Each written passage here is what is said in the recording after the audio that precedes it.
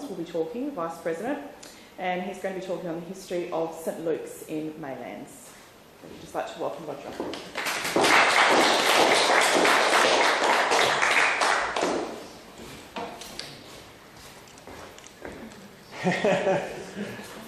Sorry.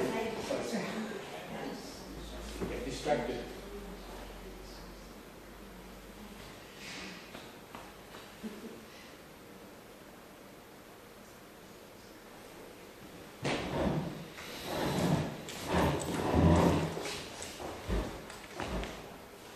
Thank you all very much. I'm going to do a talk about the history of St Luke's in Maylands. It was actually a talk put together, or an article put together by Jan Ware. Jan Ware has had a great interest in the history in Maylands and York in particular, and she really, because she's such a busy lady, she hasn't been able to really focus on this organisation. We've kept her up to date with it, and she's a resource that works in the background. And she asked me for some information that we had about St Luke's, and she put together this particular article. I'm going to be showing these slides. It's just a random selection. It should go on for quite some time. It'll give you just a visual picture of what St Luke's is all about, and there's many more of those as well, but that'll be just playing while I'm doing the talk.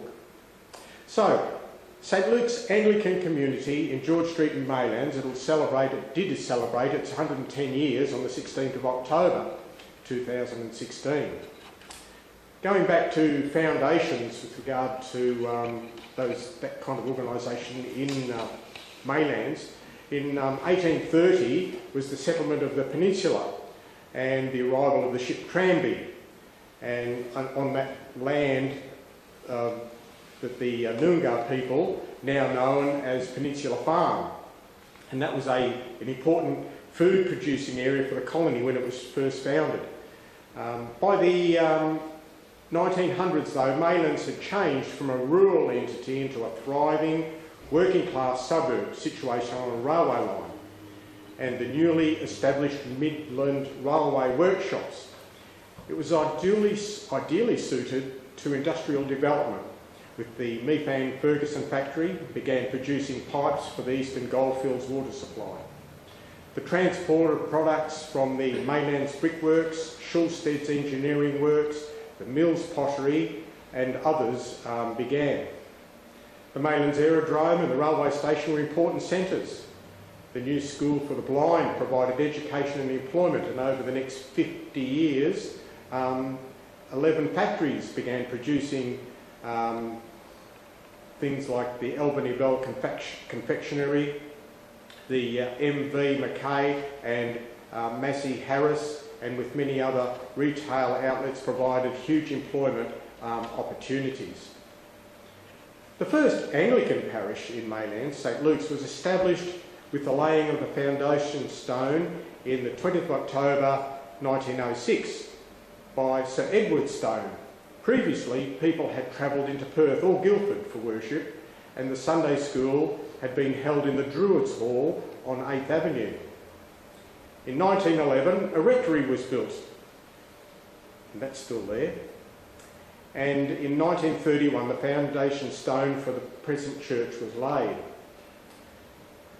Throughout these years, weekly services provided, as were marriages, baptisms, confirmations and funerals.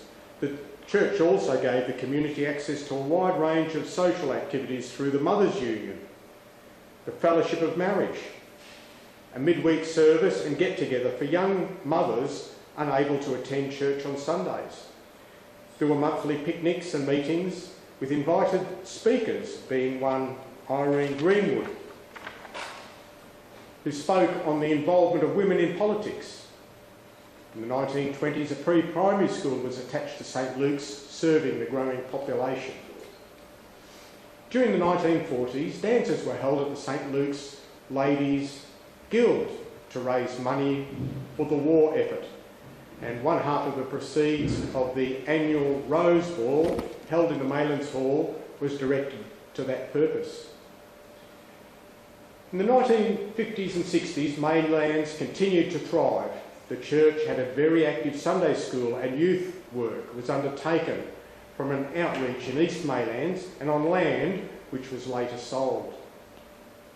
Change began in the early 1960s as the move from rail freight to road transport meant that industry could move further away from Maylands and the population began to decline. The church continued its work with the suburbs, youth and young families, and socials and outings continued to be part of the church life. In 1983, a house in George Street was purchased and used for Sunday school and other activities, and later as a rental accommodation. In 1985 and to 1992 saw changes with the new priests in charge. The children's segment was introduced into services and visits to nursing homes and parish outings continued. Jumble sales were a regular event with various names, funathons and art displays. Christmas fairs with face painting and sausage sizzles, regular letterbox drops led to more people being actively involved in the church. As the suburbs' population continued its decline, by the year 2000, a single-bedroom, multi-storey building had replaced the quarter-acre bungalows and its large families. Shops were empty, historic buildings of which Maylands was blessed deteriorating.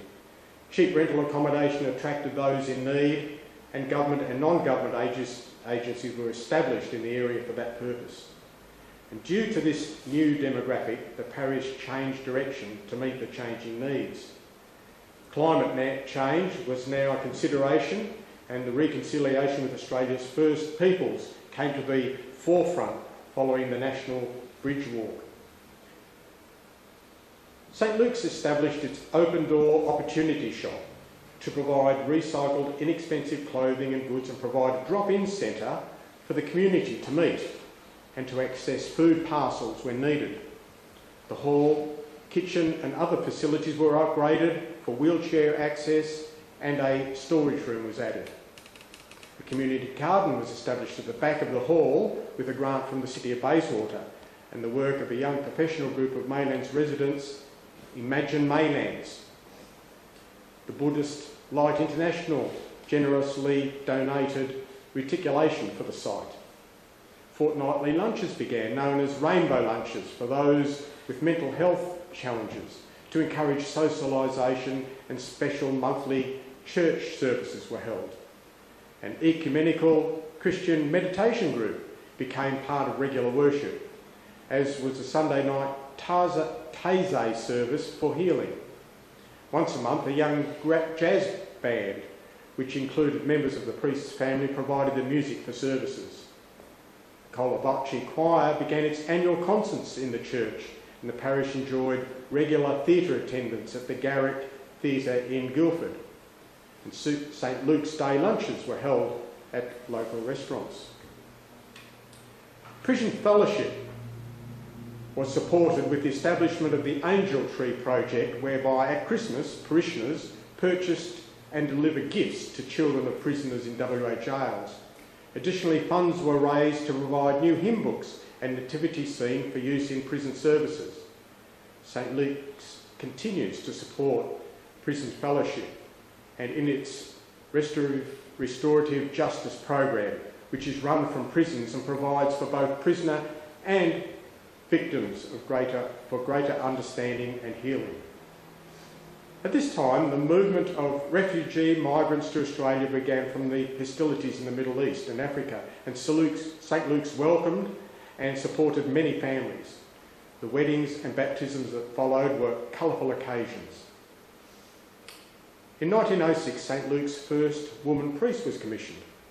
This allowed consolidation of current practices plus new initiatives. Bookmarks stating St Luke's is prayer for your street this week, and house blessings were letterbox dropped with good feedback. Christmas cards of blessings and details of service were delivered to every home in the suburb, with the formation of the 4 Churches group. And this Christmas practice extended to parishes in Bayswater, Mount Lawley and North Perth. A large Berindic community began their worship at St Luke's, joining parish celebrations with their singing, and drumming was greatly enjoyed. Seminars and workshops on the environment and reconciliation were conducted, with St Luke's providing a centre for the dispatch of information of a local government sustainable energy project. The topic of that year's Lenten studies was Indigenous culture, and the speaker was an Indigenous woman, Jan's daughter. The A-team was formed, which refined our catering skills, and stalls were held at the City of Bayswater street functions where food and information about the parish was distributed. Bread collections began from a generous retail bakery, providing bread for the needy and to hostels. Donations supported the chaplaincy at the Maylands Peninsula Primary School. And the parish also joined the community in a fight against barn-sized cheap liquor outlets near the town centre. The area already had 14 liquor outlets within a 2-kilometre radius. The general community was strongly against the proposal, and it wasn't approved. That's still ongoing. So St Luke's had seen the last of its full-time clergy from this time, but greatly blessed with its part-time priests. In 2012-2013, upgrading of the interior of the church took place, and during this time a computer and overhead screen were erected, removing the need for prayer and hymn books at services.